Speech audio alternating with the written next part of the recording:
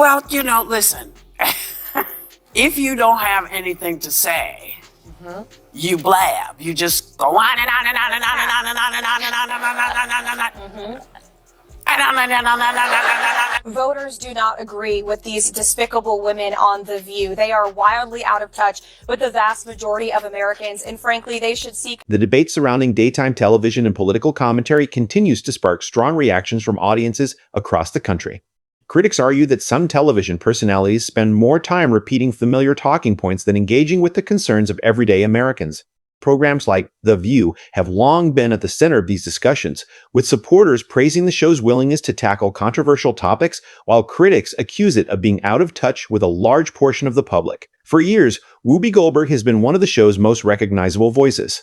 As a moderator and longtime co-host, she often guides the conversation and shares her perspectives on politics, culture, and current events. But during one particularly memorable exchange, many viewers felt they witnessed a rare moment when the usual dynamic on the show shifted in an unexpected direction. Put in there because according to Donald Trump, she's a 10. You know that's what it is. I want to be clear, though, it's not her first job. It was her first press briefing. She worked in the previous. The segment began much like countless others before it. The panel settled into a discussion of political and cultural issues, with each host offering opinions that reflected their own viewpoints. Eventually, the conversation turned to the topic of wokeness, a term that has become one of the most debated concepts in modern political discourse. As the discussion intensified, Whoopi confidently defended the idea, arguing that social progress and increased awareness have created opportunities for many people who may not have had those opportunities in previous generations. During the exchange, she directed a pointed remark toward Karoline Leavitt, suggesting that modern cultural changes had helped make her success possible. The comment immediately changed the tone of the conversation. The audience appeared more attentive, the panelists became noticeably more focused, and viewers could sense that the discussion was about to become far more interesting than a typical daytime television debate. I'm going to stop this interview if you continue to attack my colleagues. I would like to talk about Joe Biden and Donald Trump, who you work for. I am stating facts that your colleagues have stated in the past. Okay, now, I'm sorry, guys. We're going to come back out to the panel. Karoline, thank you very much for your time.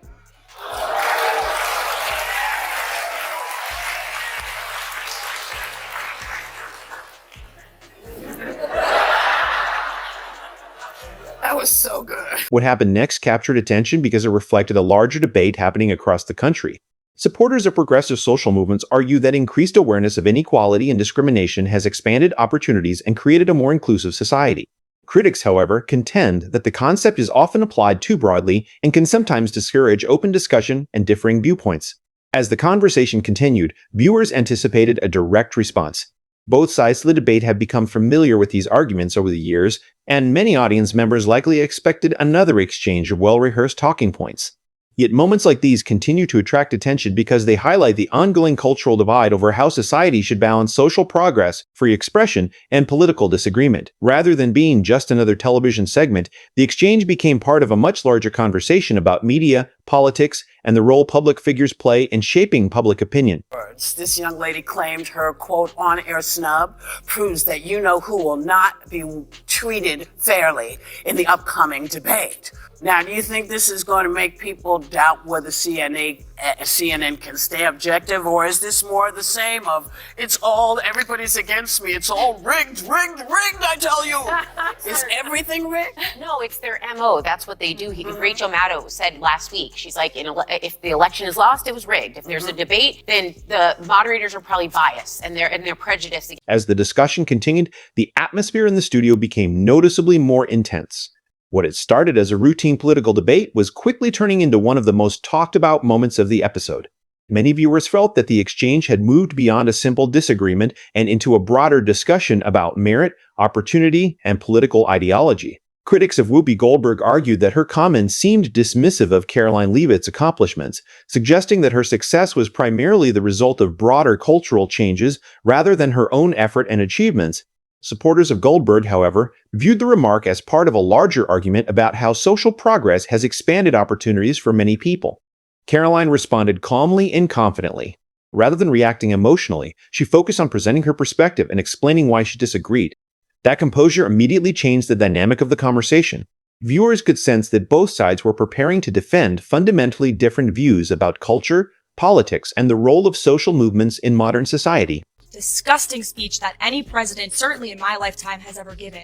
He essentially waged war on half of the country by saying that we are all a threat to democracy because we believe in putting America first. It's not radical to want to put your country and your own people first. It's not radical to want to have a strong border, a strong military, and to unleash the might of your own economy, not economies around. One reason the exchange attracted so much attention was Karoline Leavitt's communication style.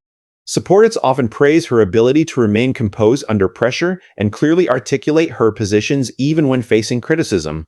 During the discussion, she continued presenting her arguments in a measured way, challenging ideas she disagreed with while attempting to keep the focus on policy and political outcomes. Whether viewers agreed with her conclusions or not, many acknowledged that she remained confident and prepared throughout the debate.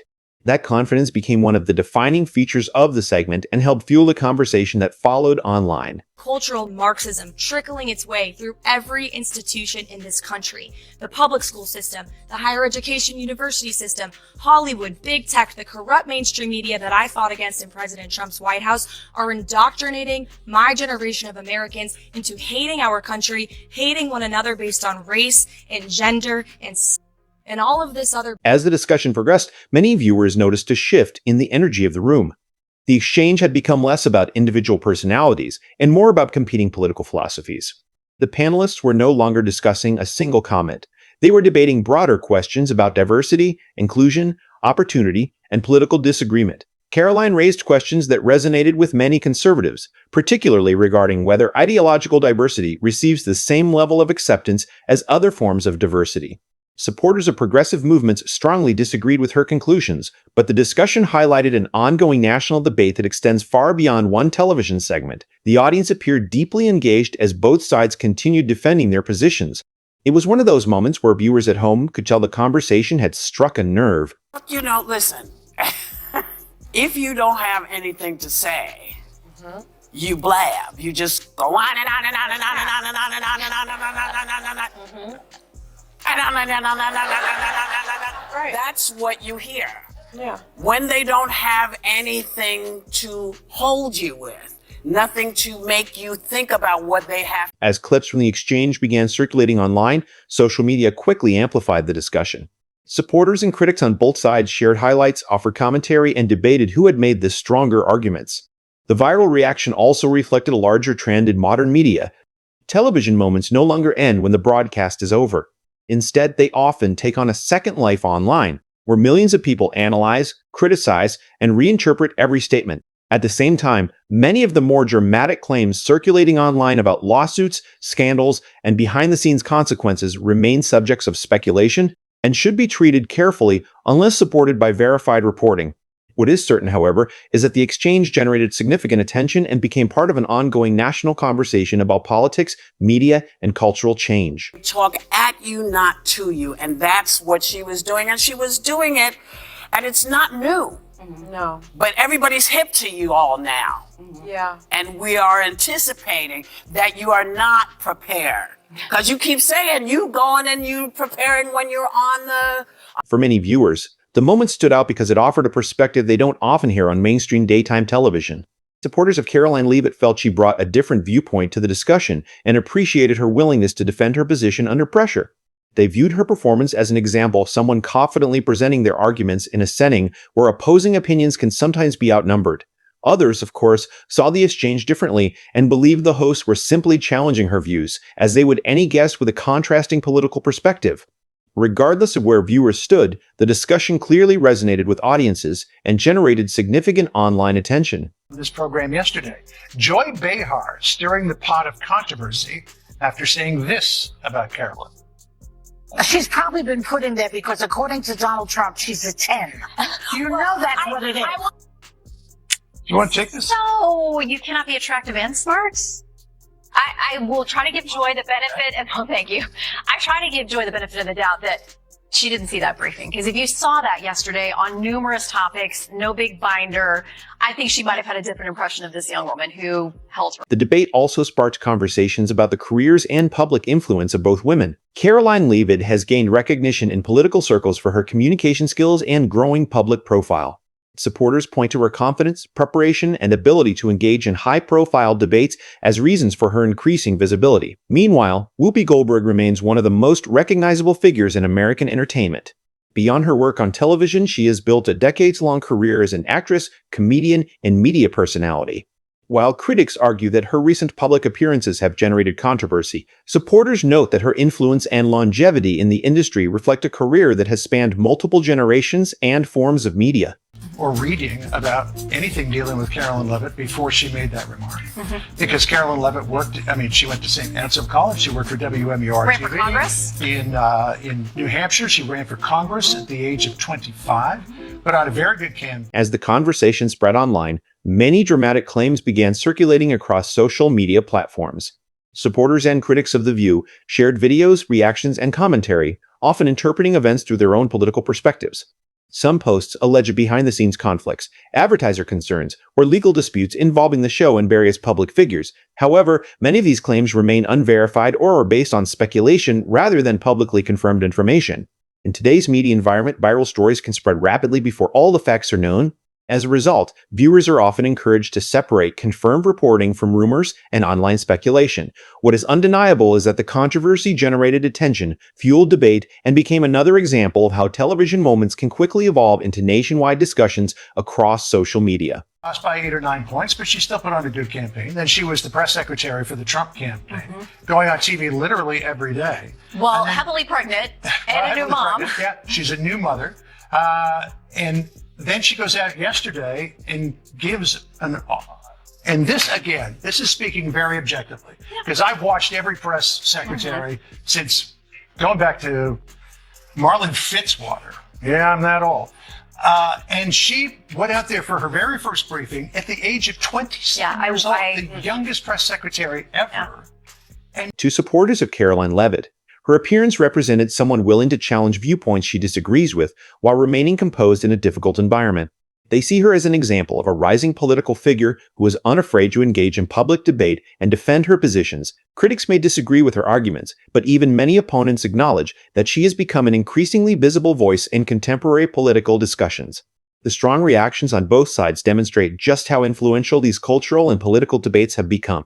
I would like this young lady this is her first job, I would like her to do a little homework, because she said something yesterday that really pissed me off.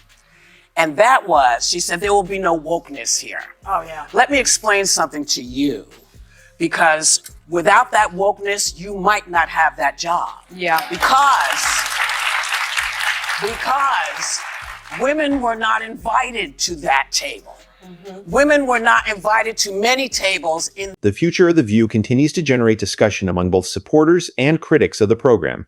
Like many long-running television shows, it faces the challenge of adapting to changing audiences, evolving political conversations, and an increasingly competitive media landscape. Questions about the show's direction, its hosts, and its role in shaping public discourse will likely continue to be debated. Some viewers hope for new perspectives and changes in format, while others appreciate the show's established approach and familiar personalities. Whatever happens moving forward, moments like this demonstrate the powerful influence television still holds in shaping national conversations. A single exchange can spark millions of views, countless discussions, and ongoing debates that extend far beyond the studio.